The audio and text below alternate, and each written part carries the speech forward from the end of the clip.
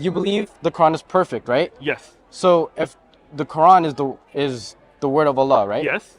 100%. How come you are directed to people who might be presented with these false revelations? Because I wouldn't got the advice from the Quran be perfect? Perfect. Good question.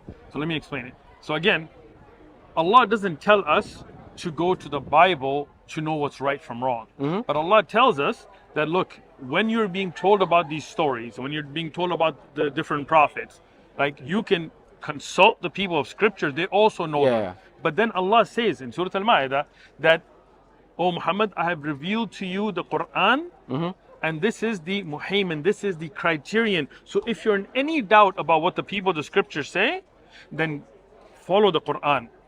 Meaning that it's not that the Qur'an needs the earlier scriptures for validation, it's that the earlier scriptures will be validated by the Qur'an. Meaning I believe in David, right? And I find that you also have it in the Bible. But I don't believe David molested a woman and killed her husband. Like those are things that I cannot believe a prophet of God who is called a man after God's own heart, that God has raised to that level and told us to follow, would do.